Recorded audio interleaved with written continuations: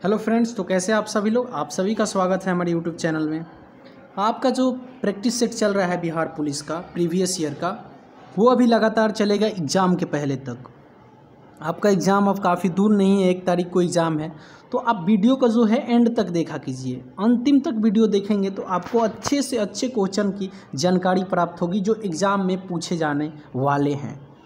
हाँ, एग्ज़ाम में पूछे जाने वाले हैं, क्योंकि ये प्रीवियस ईयर का है और प्रीवियस ईयर से लगभग 20% 30% क्वेश्चन पूछता है बिहार पुलिस में। तो इस बार भी उम्मीद है कि पूछेगा ही पूछेगा। तो वीडियो को अंतिम तक ज़रूर देखिएगा, अंत तक वीडियो देखिएगा तो आपका जो एग्ज़ाम है देने वाले हैं वो क्लियर हो जाएगा, जो उसका कॉन्सेप्ट है। तो चलिए पहला क्वेश्चन क्या है देखते हैं। भारत में सबसे पहले रेलगाड़ी कब चली थी? तो सबसे पहले रेलगाड़ी 16 अप्रैल 1853 में चली थी। भारत का सबसे लंबी सड़क रोड जीटी जो रोड है वो सबसे लंबी सड़क है, सबसे लंबी सड़क जीटी रोड है। नेक्स्ट प्रश्न है कि भारत में सर्वाधिक शिक्षित राज्य है। तो सबसे अधिक शिक्षित राज्य आप सभी को पता होगा कि केरल है। जो केरल राज्य है वो सबसे अधिक शिक्षित है। ठीक है, चलिए नेक्स्ट प्रश्न देखते हैं। चाचा के नाम से सामान्यतः किसे, देखिए चाचा नेहरू आप सभी को पता होगा कि पंडित जवाहरलाल नेहरू को कहा जाता है, जो हमारे फर्स्ट प्राइम मिनिस्टर हैं, प्रधानमंत्री, पहले प्रधानमंत्री। भारत का कौन सा शहर गुलाबी नगरी, गुलाबी नगरी यानी आपका पिंक सिटी, पिंक सिटी के नाम से जाना जाता है। तो जयपुर पिंक सिटी के नाम से जाना जाता है। ठीक है, नेक्स्ट प्रश्न देखते हैं। इंकलाब जिंदाबाद का नारा सर्वप्रथम किसने दिया? तो इंकलाब जिंदाबाद का नारा दिए हैं सरदार भगत सिंह। भूटान के राजा कौन हैं? तो भूटान का राजा जिग्मे सिंगिया वांगचुक है। ऑप्शन नंबर बी बिल्कुल राइट हो जाएगा। नेक्स्ट प्रश्न क्या है आपका, निम्नलिखित में से कौन सा भारत का सर्वोच्च असैनिक पुरस्कार है? तो सबसे ऊंच पुरस्कार है आपका भारत रत्न। क्या है? भारत रत्न सबसे ऊंच पुरस्कार है। भारत के संविधान को बनाने के लिए गठित संविधान सभा के अध्यक्ष कौन थे? तो संविधान सभा के अध्यक्ष डॉक्टर राजेंद्र प्रसाद थे। और आपका जो हमारे भीमराव अम्बेडकर थे, भीमराव अम्बेडकर, आपका जो भीमराव अम्बेडकर हैं अभी उनको कहा जाता है, भीमराव अम्बेडकर जो हमारे हैं उनको क्या कहा जाता है? भीमराव अम्बेडकर को कहा जाता है,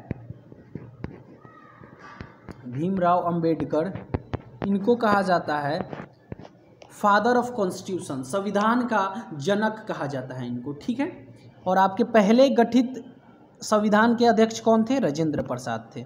नेक्स्ट प्रश्न है कि भारतीय फिल्म अभिनेता शत्रुघ्न सिन्हा किस मंत्री पद पर कार्यरत रहे हैं? किस पद पर? जो शत्रुघ्न सिन्हा जो हमारे क्या थे, एक अभिनेता थे, एक्टर थे, वो किस पद पे है? मंत्री पद पे। तो आपको ये बताना है। तो वो आपके केंद्रीय नौ परिवहन मंत्री हैं। ठीक है, मेढक स्थल और जल दोनों में रहने योग्य यह श्वसन करता है। तो ये जो श्वसन करता है, गील यानी गलफर तथा त्वचा दोनों से क्या करता है? अपना श्वसन करता है, सांस लेता है। नेक्स्ट प्रश्न है आपका, रुधिर का एक महत्वपूर्ण कार्य है। तो रुधिर का कार्य क्या होता है? रुधिर का कार्य होता है कि मानव शरीर में जो तापमान होता है ना उसको स्थिर करना। तो आपका ऑप्शन नंबर ए राइट हो जाएगा, मानव शरीर का तापमान स्थिर रखना। नेक्स्ट प्रश्न है कि पदार्थों में जल के परिवहन का कार्य कौन करता है? तो जो भी परिवहन करता है पदार्थों में जल का, वो करता है आपका जाइलम करता है। कौन करता है? जाइलम। ऑप्शन नंबर डी आपका राइट हो जाएगा। नेक्स्ट प्रश्न है कि मियादी बुखार टाइफाइड में शरीर का मुख्य रूप से प्रभावित होना वाला अंग कौन सा है? मतलब जब टाइफाइड होता है तो उस समय शरीर का कौन सा अंग ज़्यादा प्रभावित होता है? तो आपका सबसे ज़्यादा प्रभावित होता है आंतें, मतलब जो पेट के अंदर जो आंतें होते हैं वो सबसे ज़्यादा प्रभावित होता है। प्रिज्म द्वारा निम्न में से किस रंग का विचलन अधिकतम होता है? कौन सा रंग प्रिज्म में आपका सबसे अधिक होता है? तो सबसे अधिक बैगनी रंग होता है। नेक्स्ट प्रश्न है कि गर्मी में सफ़ेद कपड़े गहरे रंग के कपड़ों से अधिक आरामदायक क्यों होती है? तो देखिए ऑप्शन से हम आपको बताएंगे। ए नंबर तो ऑप्शन नहीं हो जाएगा आपका, ऑप्शन नंबर डी हो जाएगा, क्योंकि ध्वनि भरी कणों से बनी होती है।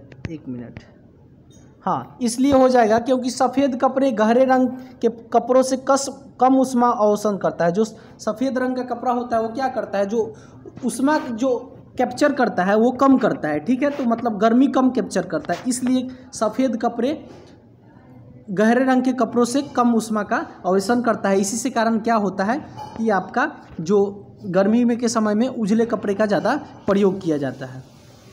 मेघार्जन की ध्वनि सुनाई देने वाली पहले बिजली की चमक दिखाई देती है, तो ये प्रकाश ध्वनि से अधिक शीघ्र गति से चलता है। कोयला के जलने से बनती है। कोयला जलता है तो क्या बनता है, तो कोयला जब जलता है ना तो आपका कार्बन डाइऑक्साइड उससे निकलता है, तो कार्बन डाइऑक्साइड बनता है। वायु की संघटक गैसें समानता होती है, ये होती है आपका नाइट्रोजन और ऑक्सीजन। नेक्स्ट प्रश्न है कि हरे पौधे हमारे लिए उपयोगी होते हैं क्योंकि वे क्यों होते हैं हरे पौधे, क्योंकि वो दिन के समय ऑक्सीजन छोड़ते हैं और कार्बन डाइऑक्साइड का उपभोग करते हैं, ठीक है। नेक्स्ट प्रश्न है कि पंखा करने में शरीर में ठंडा की अनुभूति क्यों उत्पन्न होती है। जब हम पंखा चलाते हैं, जो पंखा का हवा लगता है तो शरीर को ठंडा अनुभूति क्यों होता है, क्योंकि आपका जो शरीर है ना वो आर्द्रता के भासपन के कारण जो ठंडा हवा अनुभव कर पाता है शरीर, यानी ऑप्शन नंबर ए हो जाएगा। शरीर पर आर्द्रता के भासपन के कारण ठंडी अनुभव होती है। कभी कभी देखे होंगे कि मतलब पूरा पसीना से भीगे हैं और उसके बाद फैन ऑन किए तो आपको लगता है एकदम ठंड जैसा महसूस होता है, तो आपका ये आर्द्रता का भासपन के कारण होता है। नेक्स्ट प्रश्न है कि जब नैनदानिक थर्मामीटर को उबालते हुए जल में रखा जाता है तो कभी कभी यह क्यों फट जाता है, तो ये थर्मामीटर मानव शरीर के ताप का केवल लघु पारस पढ़ने के लिए असंकित होने और बहुत उच्च ताप के लिए असंकित नहीं होने के कारण क्या होता है फट जाता है। विद्युत उपकरणों पर केवल तभी कार्य करना चाहिए जब वह उचित रूप से भूसमकृत हो। ऐसा क्यों, ऐसा इसलिए क्योंकि जब विद्युत लघु पतन होता है तब उपभोक्ता को बिना कोई नुकसान पहुंचे विद्युत धारा भूमि में प्रवेश कर जाती है। ऑप्शन नंबर आपका बी बिल्कुल राइट हो जाएगा। बर्फ जल पर तैरती है, क्यों, बर्फ जल पर इसलिए तैरती है क्योंकि उसका जो जल में विशिष्ट खनिज होता है, इसके कारण। निम्नलिखित में से कौन सा, ऑप्शन नंबर डी हो जाएगा आपका, कौन सा समूह से संबंधित नहीं है, कौन सा एक समूह से संबंधित नहीं रखता है, तो आपका नागफनी कैक्टस से संबंधित नहीं है। नेक्स्ट प्रश्न क्या है, निम्नलिखित में से कौन सा एक समूह से संबंध नहीं है, समूह से संबंध नहीं है, मछली, केंचुआ, सांप, छिपकली, तो इसमें से कौन सा हो जाएगा आपका, तो इसमें से हो जाएगा सांप, क्योंकि मछली, केंचुआ और ये संबंध रखते हैं और ये नहीं रखते एक समूह से। जल विद्युत शक्ति स्टेशन ऊष्मीय शक्ति स्टेशनों से ज़्यादा पसंद किए जाते हैं क्योंकि वे प्रदूषण उत्पन्न नहीं करते हैं, वे ऊष्मीय शक्ति स्टेशनों से अधिक ऊर्जा उत्पन्न करते हैं, वे बहुमूल्य प्राकृतिक संसाधनों को बचने में मदद करते हैं, यानी उपयोगिता सभी आपका राइट आंसर हो जाएगा। नेक्स्ट प्रश्न है कि माइक्रोस्कोप प्रयुक्त किया जाता है, माइक्रोस्कोप प्रयुक्त किया जाता है, किस लिए किया जाता है, रक्त दाब की जांच करने के लिए या सूक्ष्म वस्तु देखने के लिए या ताप जांच करने के लिए, तो ये रक्त दाब की जांच करने के लिए प्रयुक्त किया जाता है। निम्नलिखित में से कौन सा रोग का हमारे देश से पूर्ण रूप से उन्मूलन हो गया है, तो आपका चेचक बीमारी जो है, इससे हमारा देश पूरी तरह से वंचित है, मतलब जानता है उसके बारे में, क्योंकि चेचक बीमारी बहुत फैला था आपके 19 के दशक में। सामान्य वायुमंडलीय दाब पर जल का वैथानक डिग्री सेंटीग्रेड में कितना होता है, तो आपका होता है 100 डिग्री सेल्सियस। यदि मछली के पूंछ पंख को रबर बैंड से बांध दिया जाए तो यह किसके योग नहीं रहेगी, अगर मछली का पूंछ किससे बांध दिया जाए, रबर बैंड से बांध दिया जाए, तो वो तैरने के योग नहीं रह पाएगी।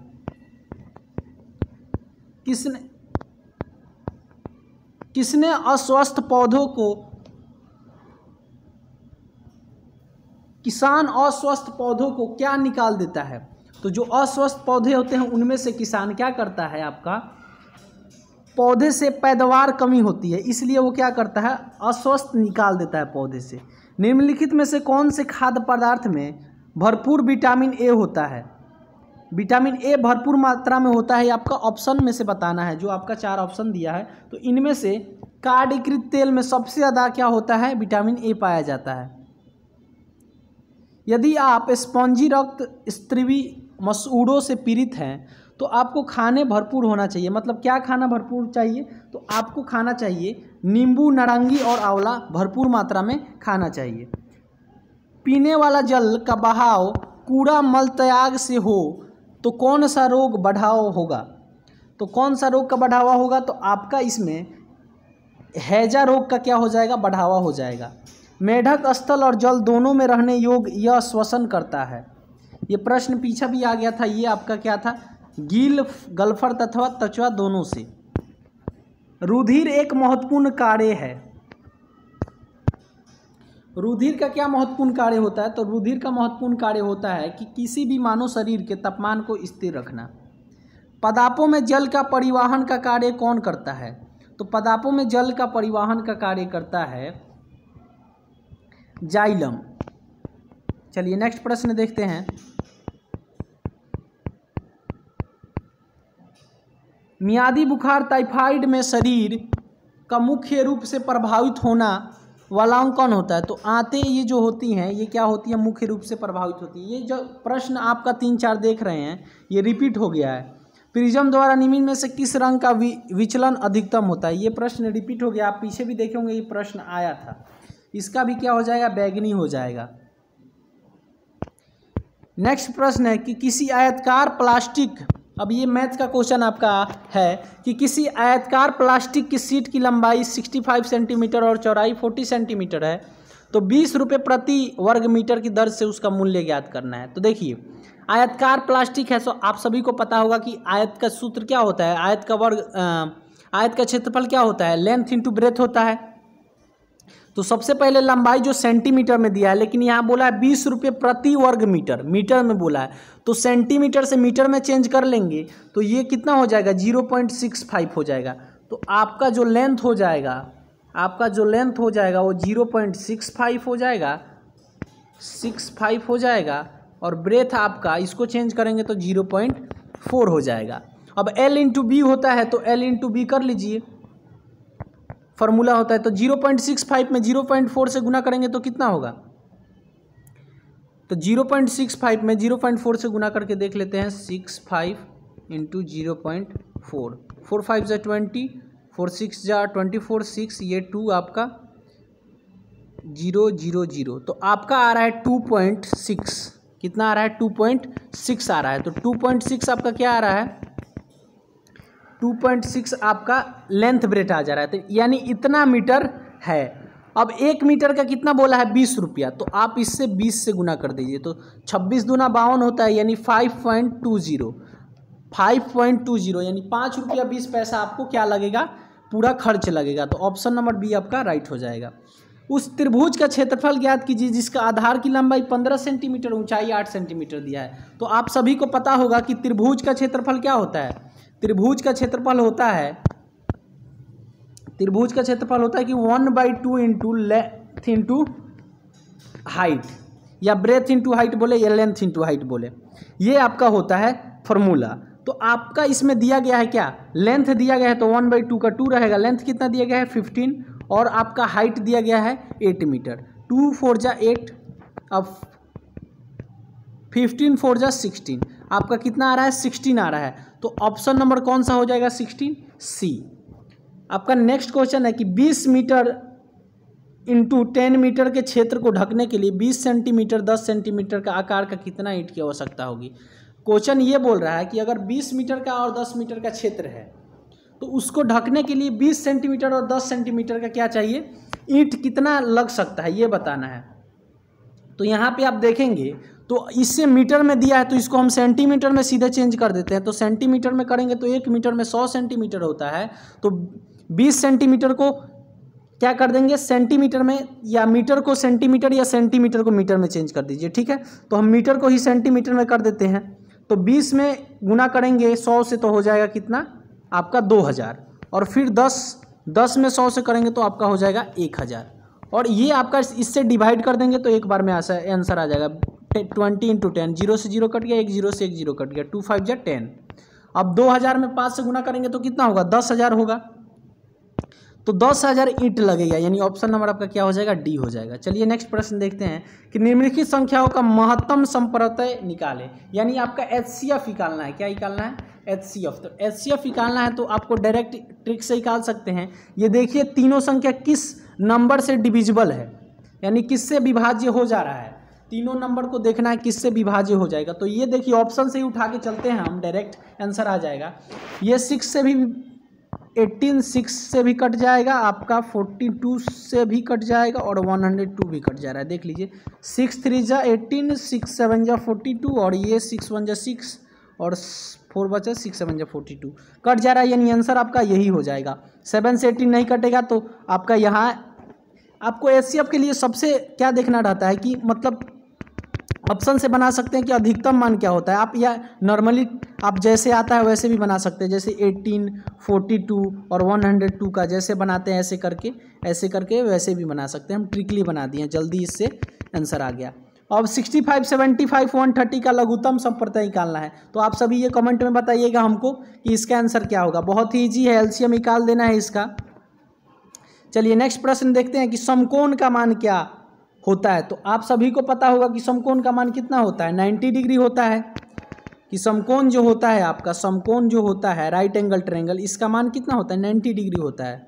आपका ऑप्शन नंबर बी हो जाएगा। चलिए नेक्स्ट प्रश्न, आपको एक और होमवर्क देते हैं हम कि एक टीन 40 सेंटीमीटर लंबा, 40 सेंटीमीटर चौड़ा और 60 सेंटीमीटर ऊंचा है, इसमें 30 मीटर ऊंचाई तक वनस्पति तेल भरा हुआ है, तो टीन में और कितना वनस्पति तेल लगेगा, ये आपको कमेंट में करके बताना है कि इसका आंसर क्या होगा। चलिए नेक्स्ट प्रश्न देखते हैं कि एक विद्यालय में 1 से 5 तक कक्षाओं में विद्यार्थियों की संख्या क्रमशः इतना दिया गया है 36 34 28 33 और 39, तो कक्षा में औसत विद्यार्थियों की संख्या बतानी है कितना होगा। तो देखिए एवरेज निकालने के लिए क्या किया जाता है, हमेशा सभी को जोड़ के और उसकी संख्या कितने उसे डिवाइड कर दिया जाता है। तो आप नॉर्मली क्या करेंगे 36 + 34 + 28 + 33 + 39 करेंगे, डिवाइडेड बाई कितना है टोटल 1 2 3 4 5 से डिवाइड कर देंगे। अब टोटल कर लीजिए कितना आ रहा है जोड़ने पर, 9 3 12 12 8 20 20 4 24 34 के 0 हाथ में लगा 3 3 3 6 6 2 8 8 3 11 3 14 3 17 170/5 आ रहा है। अब कटाएंगे इसको, डिवाइड करेंगे तो कितना हो जाएगा 5 3 15 और 2 बचा 5 के 20 34 आ रहा है। तो अब देख लीजिए 34 किस ऑप्शन में दिया है आपका, 34 ऑप्शन नंबर बी आपका बिल्कुल राइट हो जाएगा। बहुत ही ईजी क्वेश्चन है।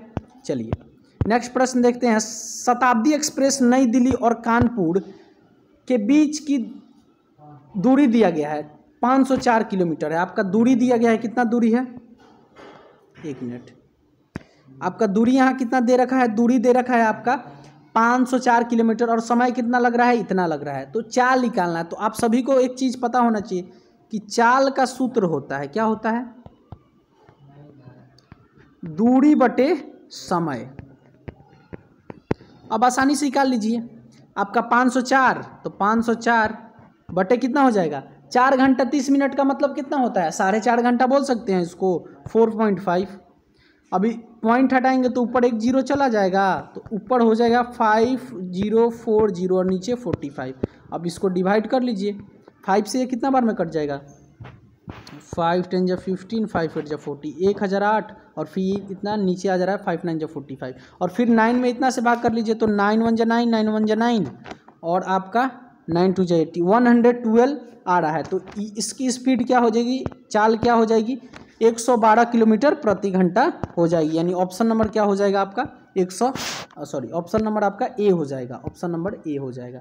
नेक्स्ट प्रश्न इसी प्रकार का है कि एक रेलगाड़ी जो कि 70 किलोमीटर प्रति घंटे की चाल से चलती है, एक स्टेशन से दूसरी स्टेशन तक चलने में 2 घंटे 30 मिनट का समय लेता है, तो दूरी बताना है। देखिए यहाँ पूछा था चाल और यहाँ पूछ दिया है दूरी, तो सिंपल सा वही मेथड लगाना है, वही फॉर्मूला लगाना है कि क्या चाल इक्वल टू दूरी बटे समय, क्या चाल इक्वल टू दूरी बटे समय, यही सेम फार्मूला से बन जाएगा। और आपका यहाँ चाल दे रखा है, कितना स्पीड है उसका, 70 का स्पीड से चलती है प्रति घंटे। और आपका दूरी निकालना है तो दूरी को दूरी डी लिख दे रहे हैं हम, डिस्टेंस। और आपका समय कितना लग रहा है, आपका समय लग रहा है 2 घंटा 30 मिनट यानी 2.5। अब इसको मल्टीप्लाई कर लीजिए 70 से 2.5 में, कितना आएगा, मल्टीप्लाई करके देखिए 70 में 2.5 से, 70 में 2.5 से गुना करेंगे तो पॉइंट हटा दे तो नीचे एक जीरो आ जाएगा, 10 सत्ते 70, 25 सत्ते 175, तो आपका क्या आ जा रहा है 175 आ जा रहा है राइट आंसर। आपका जो पूरा क्वेश्चन था 100, इसमें प्रैक्टिस सेट में हम करा चुके हैं। अब नेक्स्ट प्रैक्टिस सेट जो है आपका कल आएगा फिर से। और वीडियो को लाइक कर दीजिएगा, चैनल को सब्सक्राइब कर दीजिएगा और दोस्तों के साथ शेयर कर दीजिएगा। मिलते हैं अगले वीडियो में।